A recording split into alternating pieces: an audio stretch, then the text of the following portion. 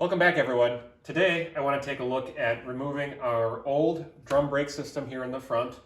Along with, we're going to end up replacing all of the steering components here on the bottom and the suspension components up top, the springs, the control arms upper and lower, as well as this smaller V6 sway bar. So not much probably to stop and pause and add here. Just want to bring you along for the ride as I go ahead and disassemble this. So come join me.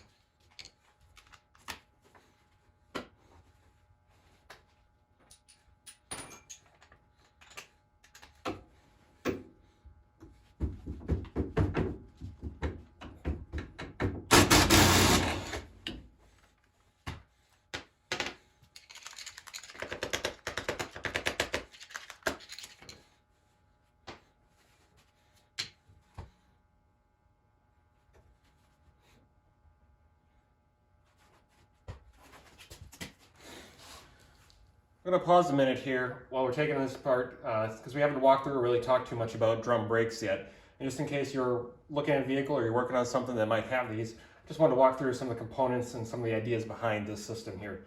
So unlike the disc brakes, if you looked at some of my other videos and we had the disc brake conversion, disc brakes are going to work to go ahead and pinch a disc to go ahead and do the stopping, versus your drum brakes here are going to sit inside this drum, as you see here, and they're actually going to go in and push out on either side.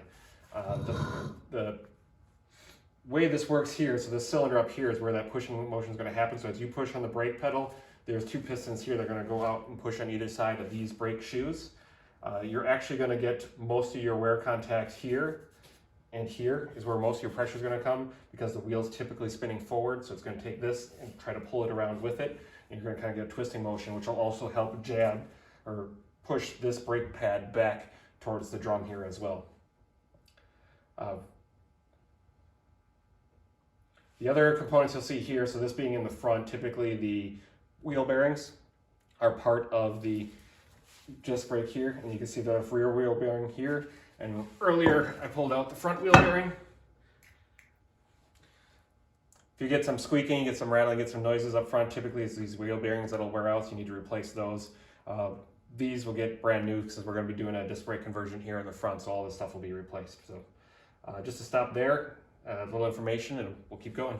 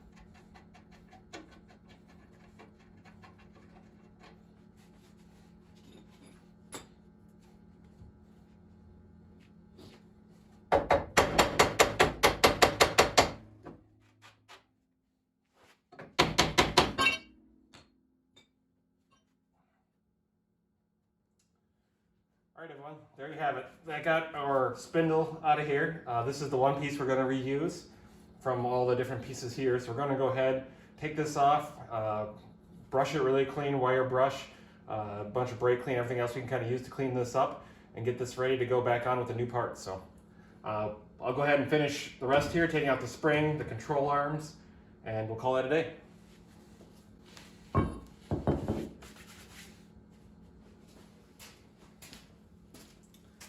One thing I've got here is a coil spring compressing tool. This is going to grab the bottom of it here, grab the bottom of the spring. This will sit on top and hold it, and then when we twist this together, it's going to compress the spring. This typically would go inside the coil here, but since this is blocked, I'm going to end up riding this on top of the shock tower, and I've got this piece of cardboard here to protect the paint that I have on the shock tower right now.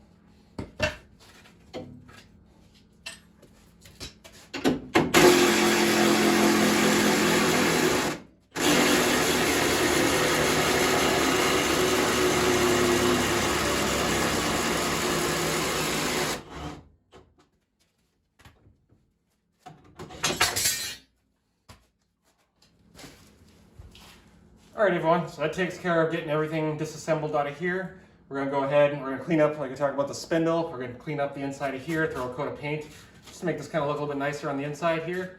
We'll go ahead and get this lower control arm out of here yet too, but in order to do that, I've got to take this cross member out of here, so it's gonna take a little more time. And then we also have the steering linkage here yet to take out as well. So we'll go ahead and get that done, but join me next time when we start putting together our Willwood front disc brake system on the '65 Mustang. All right, thanks everyone.